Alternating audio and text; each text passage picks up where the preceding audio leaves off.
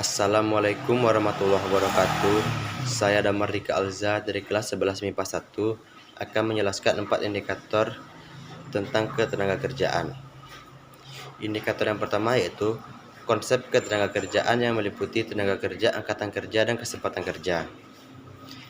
Ketenagakerjaan menurut Undang-Undang Nomor 13 Tahun 2003 didefinisikan sebagai segala hal yang berhubungan dengan masalah tenaga kerja dalam waktu sebelum, selama, dan sesudah masa kerja.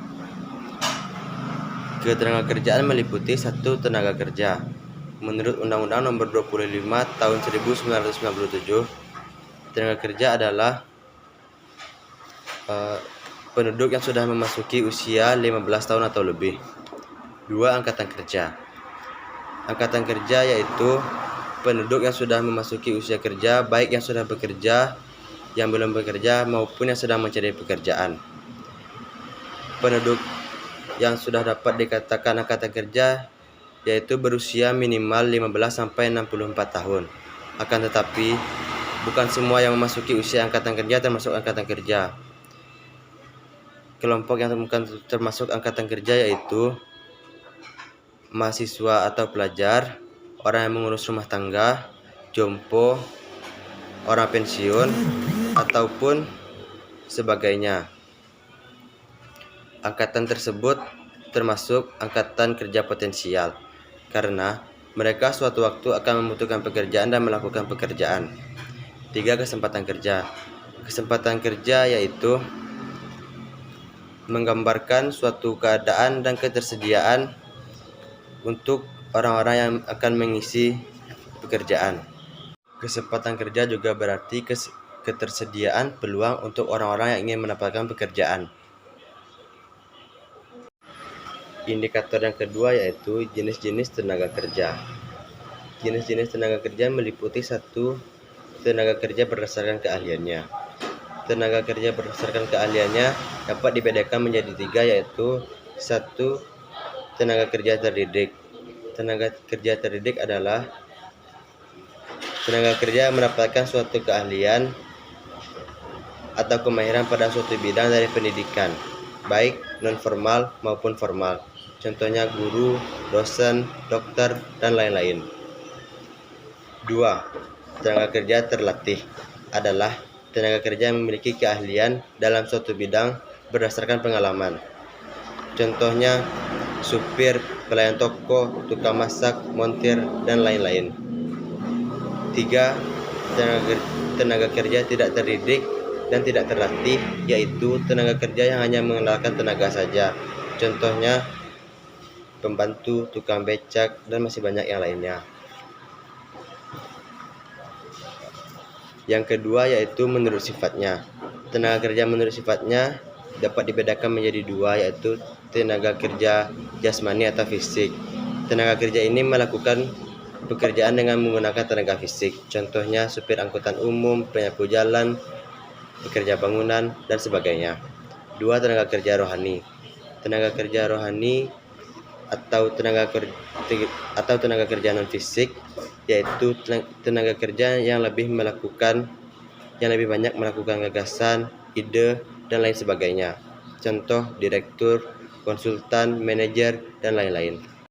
3. Menurut fungsi pokok dalam perusahaan dapat dibedakan menjadi 3 yaitu tenaga kerja bagian produksi, tenaga kerja bagian pemasaran, dan tenaga kerja bagian umum dan administrasi. Yang keempat, berdasarkan hubungan dengan produk. Yang pertama yaitu tenaga kerja langsung, yaitu tenaga kerja langsung adalah tenaga kerja di pabrik yang secara langsung terlibat proses produksi dan biayanya dikaitkan pada hasil produksi yang barang yang dihasilkan. 2. Tenaga kerja tidak langsung yaitu tenaga kerja di pabrik yang terlibat langsung secara proses produksi dan biayanya pada biaya operasional pabrik. Yang kelima yaitu menurut jenis. Dapat digolongkan menurut sifat pekerjaannya. Misalnya departemen produksi. Tenaga kerja digolongkan sebagai operator, mandor, dan penyelia. Dengan demikian upahnya pun digolongkan menjadi upah operator, upah mandor, dan upah penyelia. Indikator yang ketiga yaitu masalah ketenagakerjaan. Masalah-masalah ketenagakerjaan dapat meliputi 1. Tingginya tingkat pengangguran. Pengangguran dapat didefinisikan sebagai orang yang sudah masuk angkatan kerja tetapi belum mendapatkan pekerjaan. Tingkat pengangguran yang tinggi dapat mengakibatkan timbulnya masalah ketenagakerjaan. 2. Jumlah angkatan kerja yang tinggi. Jumlah tenaga kerja yang melimpah dapat mengakibatkan tingginya tingkat pengangguran karena adanya kesenjangan dalam mendapatkan peluang pekerjaan. Yang ketiga, tingkat pendidikan dan keterampilan yang rendah. Tingkat pendidikan dapat menentukan pekerjaan yang akan kita dapatkan, karena pada saat ini yang mendominasi yaitu orang yang ingin mendapatkan pekerjaan yaitu tamat SD atau yang belum tamat SD. Karena itu mereka akan sulit bersaing dan persaingan akan semakin ketat. Yang keempat, penyebaran angkatan kerja yang tidak merata.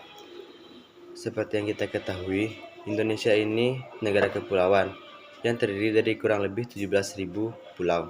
Akan tetapi, lapangan pekerjaan yang terpusat hanya pada Pulau Jawa, yaitu sekitar 60%. Maka dari itu, penyebaran angkatan tenaga kerja sangat tidak merata karena hanya terfokus pada Pulau Jawa. Yang kelima yaitu perlindungan kesejahteraan tenaga kerja yang belum maksimal. Hal ini dapat dilihat dari pembagian upah yang kurang maksimal, kondisi dalam lingkungan pekerjaan, perlakuan terhadap tenaga kerja, dan keadilan yang kurang bagi setiap tenaga kerja. Indikator keempat yaitu upaya meningkatkan kualitas tenaga kerja. 1. Dari pemerintah. Upaya meningkatkan kualitas tenaga kerja dari pemerintah dapat meliputi 1. Menyusun kurikulum yang dapat menghasilkan lulusan berkualitas.